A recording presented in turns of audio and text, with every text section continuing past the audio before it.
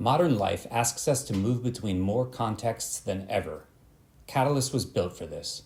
From your personal library, to the communities you belong to the global network, your knowledge and identities move with you wherever you go. When I arrive at my home, this is my personal knowledge management system. Private, organized the way I think, and entirely mine to control. My library holds all the different ways that I work with my content. Lists are collections of items of any kind. Some lists are private just for me, and others belong to spaces that I'm a part of. In my items, I can see all of the material in my library. Every resource, person, organization, or project I've curated across every context I'm in. Clicking into any item opens the full picture. Its details, connected items, the lists it belongs to, the spaces where it lives, and any notes attached to it.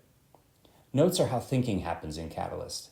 Threaded conversations attached directly to items, not floating in a separate chat or lost in an email. You can see all of your notes in one place or find them in context, right on the item they belong to. And this is where you start to see what makes Catalist different. Even in my personal home, I can see how everything connects outward. I can see who's commented on it publicly, where else it lives in the network, and which space an item came from. And from right there, I can follow that thread, clicking directly into the space it came from. Each space is its own knowledge repository, a community, an event, a network, a learning circle, with its own lists, its own content, its own members, and its own context. And within each space, you have your own contextual identity that's distinct from your global account profile. You choose what to share here, and that can be completely different from what you share anywhere else. One account, many contexts, each one on your own terms. And as you navigate, you'll notice that everything is connected. You can move from one idea to the next, from an organization to a resource to a specially curated list of frameworks, following threads the way that knowledge actually flows, not the way that files are filed. And anything you find in a space can come home with you. Add it to your library, and your personal collection grows from the collective, without duplicating anything and without losing where it came from. Each item carries its full context with it, what collections it's in, who created it, and where else it lives. And no matter how far you wander, you can always find your way back. Every stop along the way is a breadcrumb. You'll also notice that curation isn't just for admins.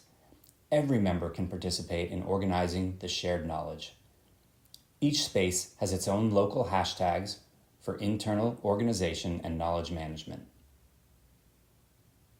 And then there are global tags, one of Catalyst's superpowers, which connect items across every space in the Catalist Commons, making the invisible network of shared knowledge visible and navigable. Speaking of which, let's go see what's out there. And now we arrive at the third layer, the Catalist Global Knowledge Commons. This holds everything that participants and spaces have chosen to share with the network, over 15,000 items, curated by real people, real communities, and the Catalist Commons curators. Nothing here is scraped from the web or curated without intention, and you can trace every item back to the person or group who contributed it. And you'll notice that everything is organized in the same patterns you use to navigate in your home and your spaces, so moving between levels is intuitive and the logic stays consistent. You can see what others are curating in their lists, or search the more than 15,000 items currently in the Commons. The beauty is you don't have to recreate what already exists or reinvent the wheel or work in isolation. The work of hundreds of practitioners is already here, ready for you to build on.